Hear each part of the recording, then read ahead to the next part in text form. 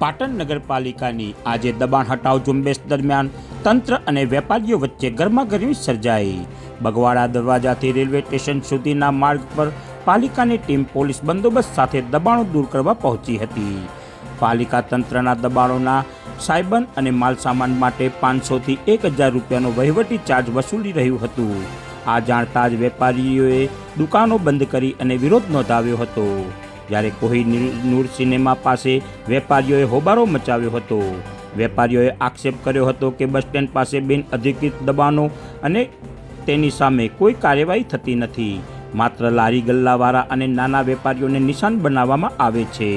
ત્યારે આ દરમિયાન પાટણના ધારાસભ્ય કિરીટ પટેલ ઘટના સ્થળે પહોંચ્યા હતા અને વેપારીઓને નુકસાન ન થાય અને દબાણો દૂર થાય તે માટે કલેક્ટર સાથે બેઠક કરવાની ખાતરી આપી હતી। જોકે ત્યારબાદ દબાણ હટાવ ઝુંબેશ હાલ પૂરતી સ્થગિત કરવામાં આવી છે।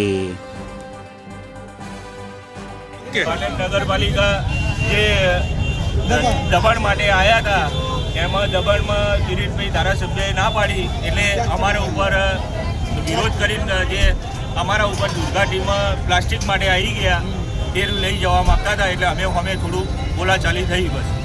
અને વેપારી દુકાનો શા માટે બંધ કરી દીધી? વેપારી અમે બીએ જ આવ્યા હતા, દુકાને બધું લઈ જશે એના કારણે બસ આ ખોટા બોર્ડો તોડી નાખે આવું બધું નગરપાલિકા જે ભાડે જે વસ્તુ શેરડીના કોલા છે, આ બીજી લારીઓ છે, ઈ કેમ કશું કરી નહીં શકતી।